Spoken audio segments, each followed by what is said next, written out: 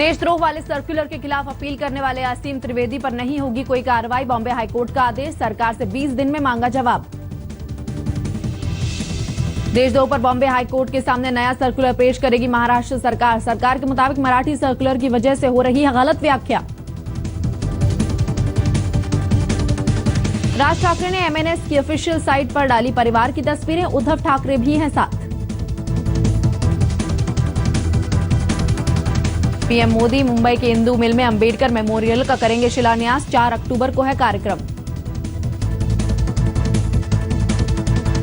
पत्रकार निखिल वागले को धमकाने के आरोपों से सनातन संस्था का इनकार, कहा पब्लिसिटी पाने के लिए वागले ने लगाया आरोप।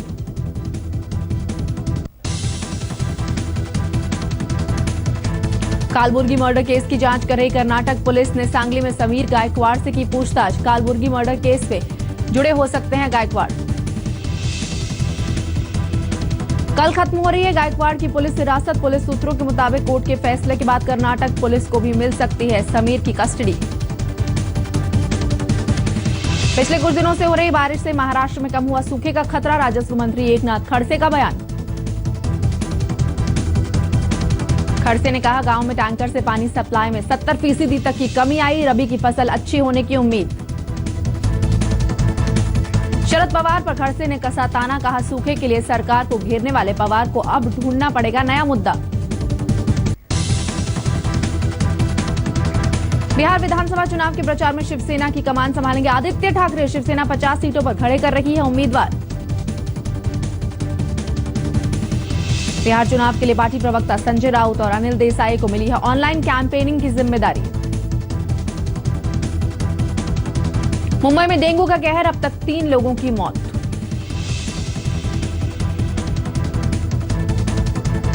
पच्चीस सितंबर को कुंभ के शाही स्नान के लिए गंगापुर डैम से पानी नहीं दे सकती महाराष्ट्र सरकार। एक आईपीएल पर हाईकोर्ट का आदेश। पुणे मुंबई हाईवे पर दर्दनाक हादसा, एक ही परिवार के 7 लोगों की गई जान।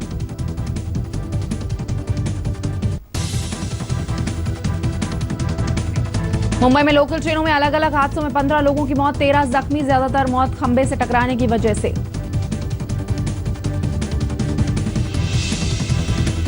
एफटीआई विवाद सुलझने के आसार बढ़े। हड़ताली छात्र बातचीत के लिए सूचना प्रसारण मंत्रालय के अधिकारियों से कल कैंपस में मिलने को तैयार।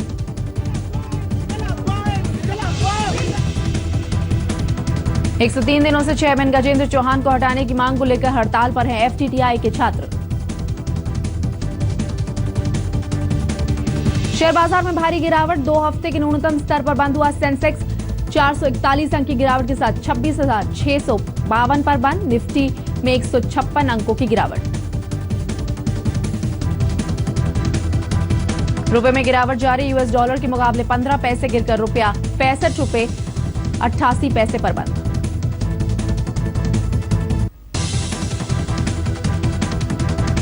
सोने चांदी की चमक फीकी, मामूली गिरावट के बाद सोने की कीमत 26,160 रुपए प्रति 10 ग्राम, चांदी 265 रुपए गिरकर 35,885 रुपए प्रति किलो पर बंद। 27 नवंबर को रिलीज होने वाली फिल्म तमाशा में एक बार फिर रोमांस करते दिखेंगे रणबीर और दीपिका। रणबीर को उम्मीद है कि दीपिका के साथ केमिस्ट्री फिर रंग लाएगी।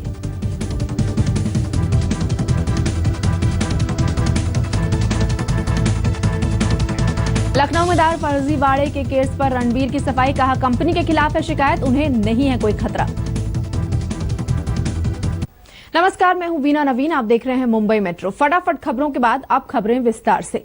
महाराष्ट्र सरकार के देशद्रोह पर जारी किए गए सर्कुलर को लेकर जो विवाद मच रहा है उसकी वजह है सर्कुलर का गलत मराठी अनुवाद। ये सफाई है महाराष्ट्र सरकार की। राजद्रोह को लेकर महाराष्ट्र सरकार के हालिया जारी किए गए सर्कुलर ने राज्य भर में आक्रोश पैदा कर दिया था। अगले 3 से 4 दिनों में अब नए अनुवाद के साथ इस सर्कुलर को दोबारा जारी किया जाएगा। देशद्रोह पर 27 अगस्त को जारी किए सर्कुलर को लेकर महाराष्ट्र सरकार पर उंगलियां उठ रही थी। आरोप लग रहे थे कि सरकार नागरिकों के मौलिक अधिकारों का हनन कर रही है। मामला कोर्ट में पहुंचा। शुक्रवार को बॉम्बे हाईकोर्ट ने सरकार को सर्कुलर पर रोक लगाने का आदेश दिया और शुक्रवार को ही सरकार ने सारा दोष कानून और न्याय विभाग पर जड़ दिया। सरकार का कहना है कि इस विभाग ने सर्कुलर का गलत मराठी अनुवाद किया, जिसकी वजह से गलतफहमी पैदा हुई।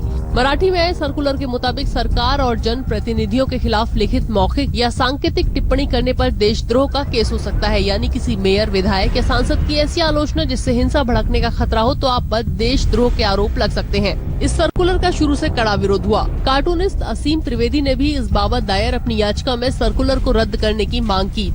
मुझे तो बहुत अच्छी बात है कि जिस तरह हाईकोर्ट ने गंभीरता से लिया है इस मामले को, कि लगातार सरकार बोल रही थी कि हाईकोर्ट का आदेश है और हमें करना ही था, तो वो जो भ्रम था वो खत्म हुआ कि हाईकोर्ट का आदेश एकदम ऐसा नहीं था। और निश्चित तौर पे अब सरकार को पुनर्विचार करना ही होगा। उन्होंने कहा है कि आप इसको वापस लीजिए और नया सर्कुलर लाइए, तो शायद अब फर्क पड़ेगा।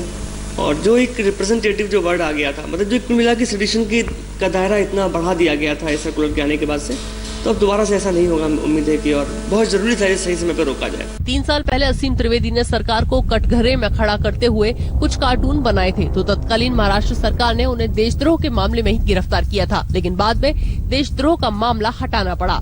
तब कोर्ट ने सरकार से देशद्रोह को लेकर नए दिशा निर्देश जारी करने के लिए कहा था। अब सरकार 3-4 दिनों में सही अनुवाद के साथ दोबारा सर्कुलर लाने की बात कह रही है। विद्या, मुंबई, आज तक। क्या राज ठाकरे और उद्धव ठाकरे फिर साथ आएंगे? एमएनएस के आधिकारिक फेसबुक पेज पर डाली गई कुछ तस्वीरों के सामने आने के बाद एक बार फिर यह चर्चा जोर पकड़ रही है।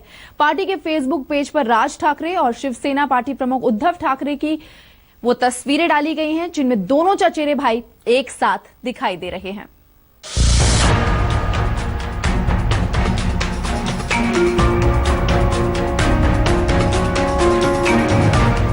राज ठाकरे और उद्धव ठाकरे का खून का रिश्ता है, पर वो एक दूसरे के धुर राजनीतिक विरोधी भी हैं। लेकिन राज ठाकरे की महाराष्ट्र नवनिर्माण सेना के फेसबुक पेज पर दिख रहे ये फोटोग्राफ तो अलग ही कहानी बयां करते हैं। इन तस्वीरों में दोनों भाइयों के चेहरे पर कोई तनाव नहीं बल्कि खुशी है। राज और उद्धव की इन पुरानी तस्वीरों को लेकर सियासी कयास लगने शुरू हो गए हैं। दोनों के साथ आने की मांग फिर से उठने लगी है। जनता की जो भावना है, कार्यकर्ताओं की जो भावना है वो फेसबुक पे दिख रही है, उसके बारे में मैं कोई टिप्पणी नहीं करना चाहता हूँ। लेकिन अगर एक होने का जो भी फैसला है उसके बारे में रास्ता भी बोल सकते हैं। राज और उद्धव के साथ आने का पहले भी मुद्दा उठ चुका है। पिछली बार के विधानसभा चुनाव से पहले भी दोनों भाइयों के साथ आने की अटकलें लगती रही। इस बार फिर चर्चा चलने लगी है कि 2017 का बीएमसी चुनाव शायद बीजेपी शिवसेना साथ नहीं लड़ेंगी। ऐसे में क्या शिवसेना एमएनएस के साथ आएगी? सबसे अहम बात यह है कि इन फोटोग्राफ के रिलीज का समय, सूत्रों की अगर माने तो अगले महीने ही कल्याण डोंबिवली महानगर पालिका के चुनाव है और उनको मद्देनजर रखते हुए ही ये फोटोग्राफ रिलीज किए गए हैं। हमने जब शिवसेना से संपर्क किया इस पूरे विषय पे बात करने के लिए, तो शिवसेना ने प्रतिक्रिया देने से इनकार कर दिया। हालांकि इन तस्वीरों का कोई राजनीतिक उद्देश्य होने से एमएनएस ने इनकार किया है, पर इतना तय है कि एमएनएस और शिवसेना के हाथ मिलाने का आखिरी फैसला सिर्फ राज और उद्धव ही ले सकते हैं। मुंबई से मयूरेश गणपते के साथ आज तक ब्यूरो। मुंबई मेट्रो में फिलहाल लेंगे एक छोटा सा ब्रेक के बाद भी खबरों का सिलसिला जारी रहेगा। आप बने रहिए हमारे साथ। दिल्ली के बाद अब मुंबई में भी डेंगू का कहर बढ़ रहा है। अब तक 3 लोग डेंगू की वजह से मौत के मुंह में समा चुके हैं और 163 डेंगू के मरीज शहर के अलग अलग अस्पतालों में भर्ती हैं। बारिश से बढ़ा डेंगू का खतरा। मुंबई में 3 लोगों की डेंगू से मौत। मुंबई में जैसे ही दोबारा बारिश शुरू हुई है, वैसे ही डेंगू सिर उठाने लगा है। बारिश के मौसम में डेंगू के मच्छरों की संख्या बढ़ जाती है। पिछले 3 हफ्ते से डेंगू के मरीजों की संख्या भी बढ़ गई है।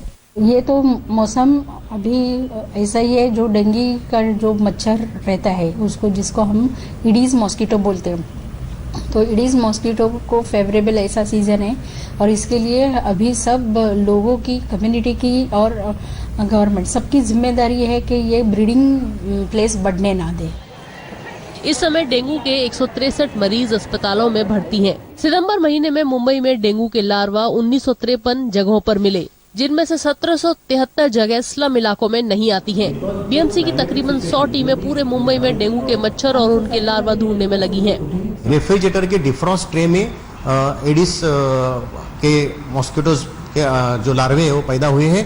तो लोगों ने ये नहीं सोचना चाहिए कि सिर्फ फेंगशी प्लांट या पेट्री डिश या बॉक्स ग्रिल में जो भी कोई चीज़ रखते हैं जिसमें पानी जमा हो सकता है बारिश का, तो उसमें एडिस के मॉस्किटो पैदा हो सकते हैं। तो बॉक्स ग्रिल में ऐसा कुछ भी सामान नहीं रखें।